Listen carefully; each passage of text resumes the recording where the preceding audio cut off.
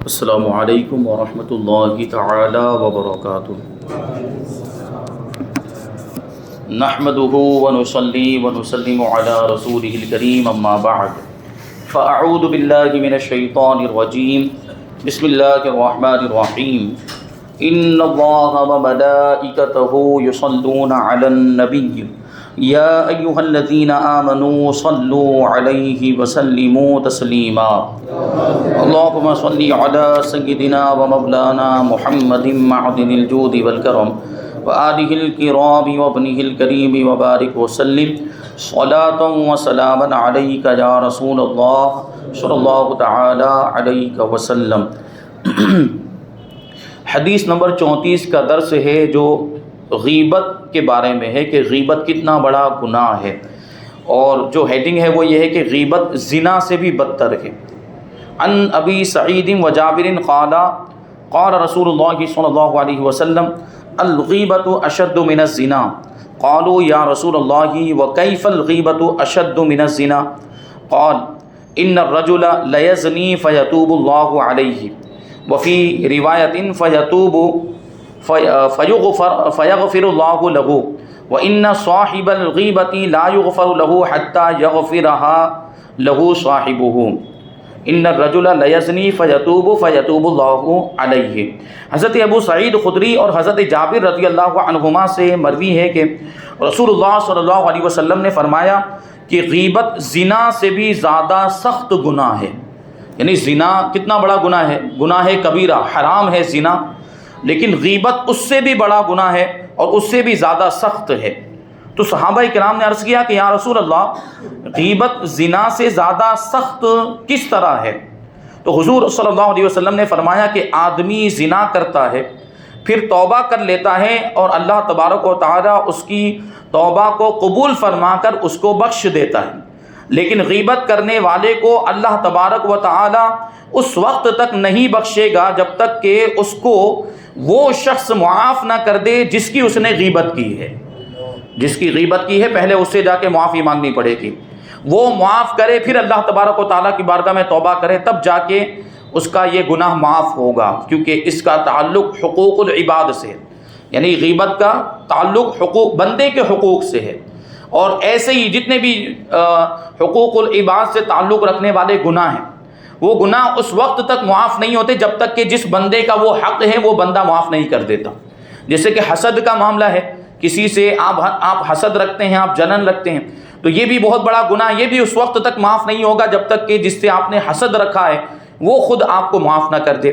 کسی پر ظلم کیا، کسی کا مال غصب کر لیا، کسی کو تکلیف پہنچائی، یہ سب جو چیزیں ہیں یہ حقوق العباد سے تعلق رکھنے والی چیزیں ہیں۔ جب تک کہ جن کا وہ حق ہے وہ معاف نہیں کریں گے وہاں تک اللہ تبارک و تعالیٰ بھی معاف نہیں کرے گا۔ اب دیکھیں اس حدیث کے راوی ایک تو حضرت ابو سعید خدری ہیں، ان کا ذکر پہلے آ چکا ہے، دوسرے راوی حضرت جابر ابن عبداللہ ہے، ان کے بارے میں کچھ بات بیان کرتے ہیں۔ کہتے ہیں حضرت جابر ابن عبداللہ انصاری رضی اللہ تعالیٰ عنہ بہت ہی مشہور صحابی ہیں اور ان سے بکثرت احادیث مروی ہیں۔ ان کی کنیت ابو عبداللہ ہے۔ جنگ بدر اور اس کے بعد 18 لڑائیوں میں حضور صلی اللہ علیہ وسلم کے ساتھ شریک جہاد رہے، شام و مصر بھی تشریف لے گئے تھے۔ ان کے شاگردوں کی تعداد بہت زیادہ ہے۔ مدینہ منورہ میں 74 ہجری کے سال 94 سال کی عمر پا کر وصال فرمایا۔ سب سے آخری صحابی جن کا مدینے میں جا کر وصال ہوا یہی حضرت جابر ابن عبداللہ رضی اللہ تعالیٰ عنہ، یعنی مدینے میں جن صحابی کا سب سے آخر میں انتقال ہوا وہ حضرت جابر ابن عبداللہ ہے، ورنہ دوسرے علاقوں میں دوسرے صحابہ کرام بعد میں بھی ایک عرصے تک موجود رہے۔ غالباً ہجری 110 یا 111 تک صحابہ کرام موجود تھے اور 111 میں آخری صحابی کا انتقال ہوا ہے۔ اب اس حدیث سے جو باتیں معلوم ہوئی اس کو بیان کرتے ہیں۔ کہتے ہیں پہلے نمبر پر جو بات ہے، غیبت ان گناہوں میں سے ہے جو سب سے زیادہ کثیر الوقوع ہے۔ یہ بات دیکھیے ہمارے سامنے ہے، یعنی غیبت بہت زیادہ ہو رہی ہے۔ کثیر الوقوع کا مطلب کیا ہے؟ یہ گناہ بہت زیادہ پایا جاتا ہے لوگوں کے درمیان، معاشرے میں، اور باوجود یہ کہ یہ انتہائی سخت گناہ کبیرہ ہے، اتنا بڑا گناہ ہے، لیکن لوگ اس میں مبتلا ہیں، یہاں تک کہ یہ زنا سے بھی بدتر ہے۔ مگر اس زمانے میں بہت ہی کم لوگ ہیں جو اس گناہ سے محفوظ ہیں۔ عوام تو عوام، جہال تو جہال، بڑے بڑے علماء اور مشائخ اور عابد و زاہد کہلانے والے لوگوں کا دامن بھی اس گناہ سے آلودہ نظر آتا ہے. یعنی عالم لوگ بھی بیٹھ کر جو ہے وہ غیبت کر رہے ہوتے ہیں کسی تیسرے کی. تو یہ گناہ دیکھیں ایسا گناہ ہے جو اتنا زیادہ پایا جائے. غضب تو یہ ہے کہ لوگ اس طرح غیبت کے عادی ہو گئے ہیں کہ گویا غیبت ان کے نزدیک کوئی گناہ ہے ہی نہیں. شاید ہی کوئی مجلس ایسی ہو جو اس گناہ کی نحوست سے پاک ہو. یعنی کوئی 4-5 لوگ بیٹھ جائیں یا 2 لوگ بیٹھ جائیں تو غیبت شروع ہو جاتی ہے. اور پہلے یہ کہا جاتا تھا کہ غیبت یہ عورتوں کی عادت ہوتی ہے، عورتیں غیبت کیا کرتی، لیکن مرد حضرات بھی اس سے محفوظ نہیں. اور اب حال یہ ہو گیا کہ مردوں کے درمیان بھی یہ گناہ بہت زیادہ عام ہو گیا. مردوں کے اندر بھی آپ دیکھیں 2 لوگ بیٹھے ہوں گے تو تیسرے کی غیبت، 3 لوگ بیٹھے ہوں گے تو چوتھے کی غیبت.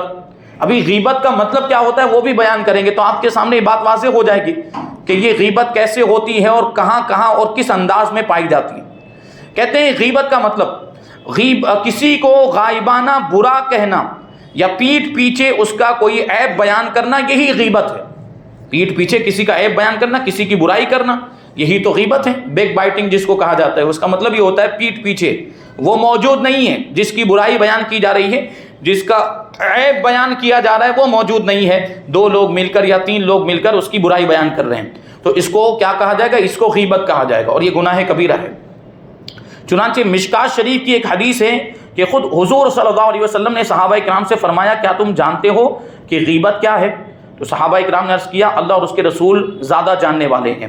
تو حضور صلی اللہ علیہ وسلم نے فرمایا کہ تمہارا اپنے دینی بھائی کی ان باتوں کو بیان کرنا جن کو وہ ناپسند سمجھتا ہے، یعنی جن کا بیان کرنا اس کو ناگوار ہے، ایسی باتوں کو بیان کرنا یہی غیبت ہے. تو صحابہ کرام نے عرض کیا یا رسول اللہ یہ بتائیں کہ اگر میرے دینی بھائی میں واقعی وہ باتیں موجود ہوں، یعنی وہ عیب موجود ہو، وہ برائی موجود ہو، تو پھر بیان کر سکتے کہ نہیں بیان کر سکتے؟ تو ان باتوں کو اس وقت بھی غیبت کہا جائے گا؟ تو حضور صلی اللہ علیہ وسلم نے فرمایا کہ اگر اس کے اندر وہ باتیں ہوں گی جبھی تو اس کی غیبت کرنے والے کہلاؤ گے. یعنی وہ عیب اس کے اندر موجود ہے، وہ برائی اس کے اندر موجود ہے، تبھی تو تم اس کی غیبت کرنے والے کہلاؤ گے. اگر اس میں وہ باتیں موجود نہ ہو جب تو تم اس پر بہتان لگانے والے ہو جاؤ گے، تہمت لگانے والے ہو جاؤ گے کہ جو برائی اس کے اندر ہے نہیں، جو عیب اس کے اندر نہیں ہے وہ تم بیان کر رہے ہو. تو یہ تہمت ہے، یہ بہتان ہے، یہ دوسرا گناہ کبیرہ ہے. یہ بھی بہت بڑا گناہ ہے، کسی پر تہمت لگانا، جھوٹی تہمت لگانا، جو عیب اس کے اندر نہیں وہ بیان کرنا. تو اس سے کیا پتا چلا کہ غیبت کے اندر وہی عیب بیان کیا جاتا ہے جو موجود ہوتا ہے، وہ برائی جو اس کے اندر موجود وہ بیان کی جائے، تبھی یہ غیبت ہے. اور عیب اور برائی موجود نہیں پھر بھی بیان کرے تو یہ بہتان ہے، یہ تہمت ہے، یہ اور بڑا گناہ ہے. اس سے بھی بچنا چاہیے. اور ایسا بھی ہوتا ہے، یعنی کچھ لوگ یہ حسد اور جلن کی وجہ سے، اس میں دیکھیے حسد جلن بھی پھر داخل ہو جاتا ہے. حسد اور جلن کی وجہ سے لوگوں کے سامنے کسی شخص کی برائی بیان کرتے ہیں اور کسی شخص کے عیوب کو بیان کرتے ہیں جو عیوب اس کے اندر ہوتے ہی نہیں، جو برائی اس کے اندر ہوتی ہی نہیں ہے وہ بیان کرتے. تو یہ تہمت ہے، یہ بہتان ہے، یہ بھی بہت بڑا گناہ ہے. کہتے ہیں اور اگر کسی شخص کا کوئی عیب اس کو ذلیل کرنے کی نیت سے اس کے منہ پر کہہ دیا جائے تو یہ ایذا رسانی ہے. 3 چیزیں ہو گئی. ایک تو یہ ہے کہ پیٹھ کے پیچھے کوئی ایسا عیب بیان کیا جائے جو اس شخص کے اندر موجود ہے تو یہ غیبت ہے. اگر وہ عیب اس شخص کے اندر موجود نہیں تو یہ بہتان ہے. اور اگر منہ پر بیان کر دیا جائے، ایذا رسانی کے لیے نیت یہ ہو کہ اس کو تکلیف پہنچے، ذلیل کرنے کے لیے بیان کیا جائے، اس کے منہ پر بول دیا جائے تو یہ ایذا رسانی، یعنی مسلمان کو تکلیف پہنچانا، یہ بھی حرام ہے. یہ تیسرا حرام ہے. اور غیبت اور بہتان کی طرح ایذا رسانی بھی گناہ کبیرہ ہے. ہاں اگر اصلاح کی نیت سے کسی کا کوئی عیب اس کے سامنے نصیحت کرتے ہوئے بیان کیا جائے تو یہ نہ غیبت ہے، نہ بہتان ہے، نہ ایذا رسانی ہے، بلکہ یہ امر بالمعروف اور نہی عن المنکر ہے. یعنی بھلائی کا حکم دینا ہے اور برائی سے روکنا ہے. کسی کے اندر کوئی برائی پائی جاتی، کسی کے اندر کوئی عیب پایا جاتا ہے، وہ بہت گناہوں کے کام کرتا ہے، تو آپ اس کے پاس گئے اور آپ نے جانے کے بعد اصلاح کی نیت سے نصیحت کرتے ہوئے کہا کہ آپ یہ کام کرتے ہیں شریعت کے مطابق یہ کام غلط ہے، مت کیجئے، اس کو چھوڑ دیجئے، یہ صحیح نہیں، یہ اچھا نہیں ہے. تو یہ آپ نے جو عیب بیان کیا یہ آپ نے نصیحت کے طور پر بیان کیا ہے، اصلاح کی نیت سے بیان کیا تو یہ غلط نہیں ہے، یہ تو ثواب کا کام ہے. آپ اصلاح کر رہے ہیں، یہ ثواب کا کام ہے، یعنی نیکیوں کا حکم دینا ہے اور برائیوں سے روکنا ہے، اور یہ بڑے ہی ثواب کا کام ہے۔ اب ایک چیز یہاں پر بیان کرتے ہیں کہ کن کن لوگوں کی غیبت جائز ہے، یعنی پیٹھ کے پیچھے کن کن لوگوں کا عیب بیان کرنا جائز ہے، اس کو بیان کرتے ہیں۔ وہ دیکھیے کہتے ہیں، پہلے حضرت علامہ ابو زکریا محی الدین بن شرف نووی رحمۃ اللہ تعالی علیہ نے مسلم شریف کی شرح میں تحریر فرمایا ہے کہ شرعی اغراض و مقاصد کے لیے کسی کی غیبت کرنا جائز اور مباح ہے، یعنی کوئی شرعی مقصد ہو، صحیح مقصد ہو، اور شریعت نے جہاں پر اجازت دی ہو وہاں غیبت کرنا جائز اور مباح ہوگا، اور اس کی 6 صورتیں یہاں پر بیان کریں گے۔ اس پہ ہمیں غور کرنا ہے کہ کیا ہم اس وجہ سے غیبت کرتے ہیں یا ان کے علاوہ کوئی اور مقصد ہوتا ہے۔ اور ظاہر سی بات، عام طور پر جو غیبت کی جاتی ہے نا، اس میں یہ جو 6 مقاصد ابھی بیان کیے جائیں گے ان میں سے کوئی مقصد نہیں ہوتا ہے۔ عام طور پر اگر یہ مقصد ہے تو غیبت کرنا جائز ہے۔ پہلے نمبر پر مظلوم کا حاکم کے سامنے کسی ظالم کے ظالمانہ عیوب کو بیان کرنا تاکہ اس کی داد رسی ہو سکے، یہ جائز ہے۔ یعنی کوئی مظلوم ہے جس پر ظلم ہو رہا ہے، وہ حاکم کے پاس جائے، جیسے ابھی اس زمانے میں پولیس والوں کے پاس جائے اور ظالم کے عیوب بیان کرے کہ فلاں آدمی مجھ پر ظلم کرتا ہے، بہت بڑا ظالم ہے، بہت بڑا جابر ہے، ایسا ہے ایسا ہے، یہ عیب بیان کر رہا ہے وہاں پر۔ کیوں بیان کر رہا ہے؟ تاکہ اس کو انصاف مل سکے، تاکہ اس کو ظلم سے چھٹکارا مل سکے۔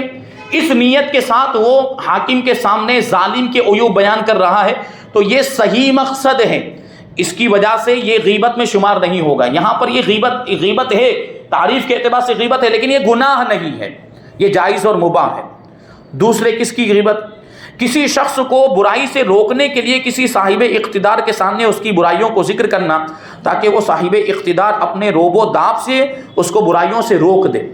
یہ کوئی بڑے مرتبے والا ہے، اس کے سامنے اس کے کسی ماتحت کے عیب کو بیان کرنا کہ وہ آپ کا ماتحت، آپ کا غلام ہے، آپ کا نوکر ہے، وہ تو ایسے ایسے کام کرتا ہے، وہ تو یہ گناہوں کے کام کرتا ہے، یہ کرتا ہے، وہ کرتا ہے، آپ اس کی اصلاح کیجئے، اور مقصد یہی ہے اس کی اصلاح ہو جائے۔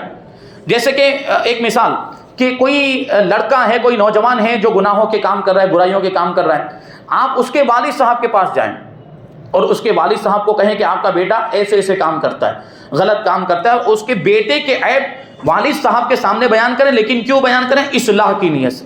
اس کے والد صاحب کو آپ کہہ رہے ہیں، اسی لیے کہہ رہے ہیں کہ والد صاحب اس کی اصلاح کریں، اس کو روکیں گے، اس کے غلط کام سے روکیں گے اور اس کو سدھاریں گے، تو یہ غیبت میں نہیں آئے گا، یہ ناجائز و گناہ نہیں ہے۔ اب تیسرے نمبر پر مفتی کے سامنے فتویٰ طلب کرنے کے لیے کسی کے عیوب کو پیش کرنا۔ جیسے کسی کے اندر کوئی برائی پائی جاتی ہے تو اب اس کے تعلق سے فتویٰ معلوم کرنا چاہتے ہیں، اس کے تعلق سے آپ شریعت کا حکم معلوم کرنا چاہتے ہیں کہ اس کا حکم کیا ہوگا، اس کا حکم کیا ہوگا، تو اس وجہ سے اس کے عیب بیان کریں گے۔ جیسے ابھی آج کل میں بہت زیادہ معاملات جو چل رہے ہیں وہ مسجدوں کی پراپرٹی پر ناجائز قبضے کرنے کے معاملات، یہ بہت زیادہ دیکھنے میں آ رہے ہیں۔ تو ہمارے پاس ایک مسئلہ ایسے ہی ابھی آیا کچھ دن پہلے، ایک خاص مسجد کے بارے میں انہوں نے نام لے کر یہ سوال پوچھا ہے کہ ہمارے فلاں بھاڑوت ہیں، کرایہ دار ہیں، مسجد کے کرایہ دار ہیں، اور مسجد کی پراپرٹی پر انہوں نے ناجائز قبضہ کیا ہوا ہے اور وہ قبضہ چھوڑنے کے لیے تیار نہیں ہے، مسجد کی پراپرٹی پر ناجائز۔ اب انہوں نے یہ اس کے عیوب بیان کیے کہ وہ ایسا ہے، وہ ایسا ہے، لیکن یہ عیب بیان کرنا اب غیبت میں نہیں آئے گا، کیونکہ یہ عیب انہوں نے کیوں بیان کیا؟ یہ شریعت کا حکم معلوم کرنے کے لیے، فتویٰ لینے کے لیے انہوں نے یہ بیان کیا، کیونکہ اگر یہ باتیں بیان ہی نہیں کرتے تو پھر شریعت کا حکم کیسے پتہ چلتا کہ اس کے بارے میں شریعت کا کیا حکم ہوگا؟ تو وہاں پر بیان کرنا ضروری ہوتا ہے۔ تو یہ چیز ہو گئی۔ چوتھے نمبر پر ہے مسلمانوں کو شر اور فساد اور نقصان سے بچانے کے لیے کسی کے عیوب کو بیان کرنا۔ یعنی کوئی شخص ایسا ہے جو بڑا فسادی ہے، جو بڑا بگاڑ پیدا کرنے والا ہے اور بہت نقصان پہنچانے والا ہے، تو ایسے لوگوں کے عیوب کو دوسرے لوگوں کے سامنے بیان کرنا تاکہ لوگ اس سے بچیں۔ جیسے کہ یہ بد مذہب لوگ ہوتے ہیں، بد عقیدہ لوگ ہوتے ہیں، تو بد عقیدہ لوگوں کے عیوب کو بیان کیا جاتا ہے، بد مذہبوں کے برے عقائد کو بیان کیا جاتا ہے، اسی لیے بیان کیا جاتا ہے تاکہ لوگ ان سے دور رہیں، تاکہ لوگ ان سے بچیں۔ یہ بھی غیبت میں نہیں آتا ہے۔ مثلا جھوٹے راویوں، جھوٹے گواہوں، بد مذہب مصنفوں اور واعظوں کے جھوٹ اور بد مذہبوں کو ان کی بد مذہبی کو لوگوں کے سامنے بیان کر دینا تاکہ لوگ گمراہی کے نقصان سے محفوظ رہیں، یا شادی بیاہ کے بارے میں مشورہ لینے والے سے فریق ثانی کے عیوب بتا دینا۔ یہ ہوتا ہے، یہ ہماری سوسائٹی میں یہ بہت زیادہ چیز پائی جاتی ہے اور لوگ کرتے بھی ہیں، اور اس میں کوئی حرج بھی نہیں ہے۔ مطلب کیا ہوا کہ کہیں رشتہ کرنا چاہتے ہیں، لڑکی ہے یا لڑکا ہے اور اس کا رشتہ کرنا چاہتے ہیں تو اس کی پوری معلومات حاصل کرتے ہیں، تحقیق کرتے ہیں، لڑکی والے لڑکے کے تعلق سے پوری معلومات حاصل کرتے ہیں اور لڑکے والے لڑکی کے تعلق سے پوری معلومات حاصل کرتے ہیں۔ اس میں ایسا ہوتا ہے کہ بہت سے لوگوں سے رابطہ بھی کرتے ہیں، بہت سے لوگوں سے ملتے بھی ہیں، ملاقات بھی کرتے ہیں کہ اس لڑکے سے ہم اپنی لڑکی کا رشتہ کرنا چاہ رہے ہیں، یہ لڑکا کیسا ہے۔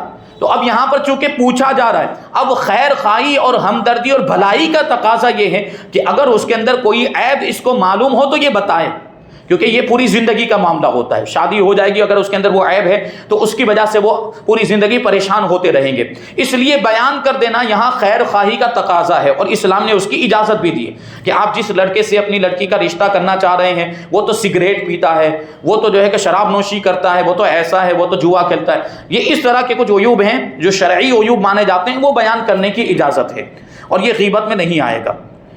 تو دیکھیں یہی ہوا، یا خریدار کو نقصان سے بچانے کے لیے سامان یا سودا بیچنے والے کے عیوب سے باخبر کر دینا۔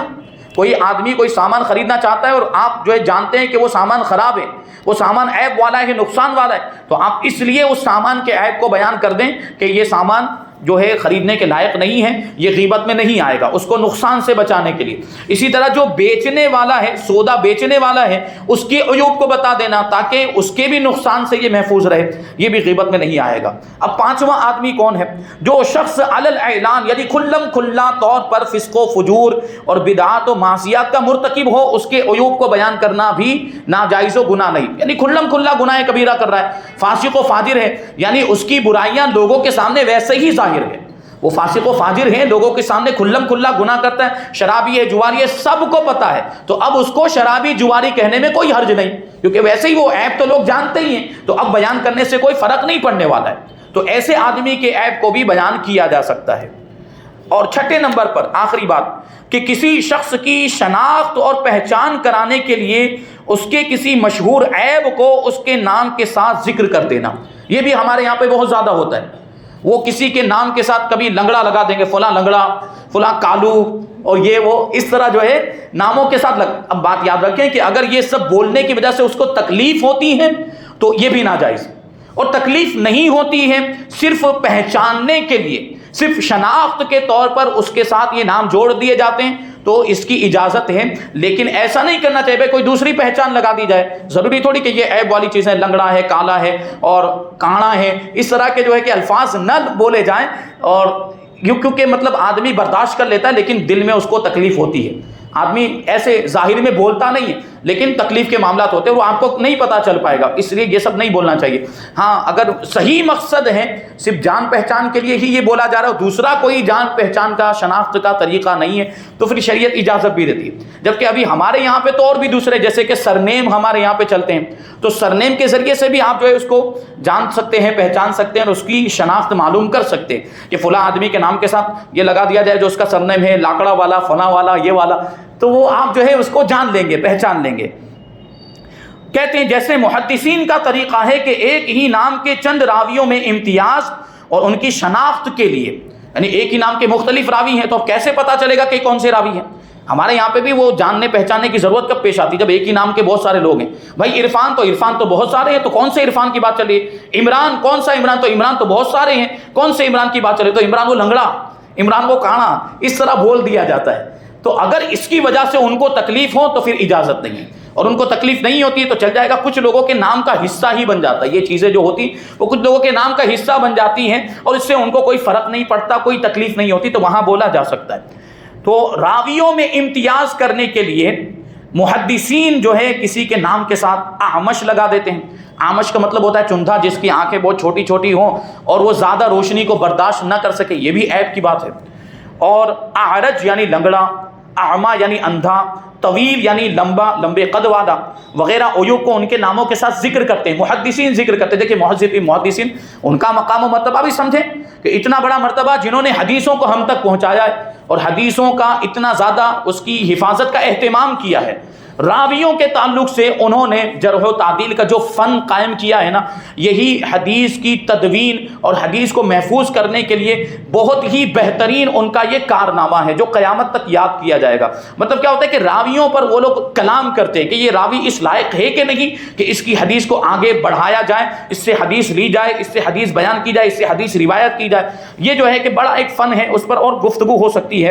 تو یہ اسی میں جو ہے یہ چیز آتی ہے کہ راویوں کے نام، جیسے کہ آپ ابھی سماعت کر رہے ہیں کہ حدیث میں کوئی نئے راوی آتے ہیں تو ان کے حالات شامل کیے جاتے ہیں کہ یہ کب کے ہیں، صحابی ہیں یا تابعی ہیں یا تبع تابعین میں ان کا شمار ہوتا ہے، کب پیدا ہوئے، کب انتقال ہوا، یہ کیوں بیان کیا جاتا ہے؟ تاکہ پتہ چلے کہ جس سے یہ حدیث بیان کر رہے ہیں ان سے ان کی ملاقات ہوئی بھی ہے کہ نہیں ہوئی۔ اگر ملاقات نہیں ہوئی تو پھر یہ کہنا کیسے جائز ہوگا کہ ہم نے ان سے سنا، ہم نے ان سے سنا؟ جب ملاقات ہی نہیں ہے تو سنا کیسے ہوگا؟ مطلب بیچ میں کوئی اور شخص ہوگا، کوئی راوی ہوگا جس کو حذف کر دیا ہوگا۔ تو یہ سب چیزیں ہوتی، اس پر گفتگو ہوتی۔ تو راویوں کے اگر وہ ایک ہی نام کے مختلف راوی ہوں تو پھر اس میں یہ پہچان کے لیے اضافہ کرتے ہیں۔ یہاں پر ان کا مقصد ہرگز توہین اور تنقیص نہیں ہوتا۔ راویوں کا، یہ محدثین کا مقصد ان ناموں سے، ان القاب سے توہین کرنا نہیں ہوتا، نہ ہی ایذا رسانی، تکلیف پہنچانا بھی نہیں ہوتا، بلکہ صرف راویوں کی شناخت اور ان کی پہچان کے لیے ایسا کیا جاتا ہے، اور اس میں کوئی حرج نہیں۔ یہاں پر یہ حدیث مکمل ہوئی۔ اس کے بعد جو حدیث ہے وہ پہلوان کے بارے میں، کہ حقیقت میں پہلوان کون ہے، یعنی جو لوگوں کو پچھاڑ دے، جو کشتی میں جیت جائے، کیا وہ پہلوان ہے یا پھر کون پہلوان ہے؟ انشاءاللہ تبارک و تعالیٰ اس کو ہم آئندہ درس میں شامل کریں گے۔ اللہ تبارک و تعالیٰ کی بارگاہ میں دعا ہے کہ جو کچھ بھی بیان ہوا اس پر ہم سب کو عمل کرنے کی توفیق عطا فرمائے۔ حضور پاک صلی اللہ علیہ وسلم کے ارشادات، آپ کی سنتوں پر اور شریعت کے احکام پر ہم سب کو عمل کرنے کی توفیق عطا فرمائے، ہمیں اسلامی زندگی عطا فرمائے اور ایمانی موت نصیب فرمائے۔ وما علینا الا البلاغ۔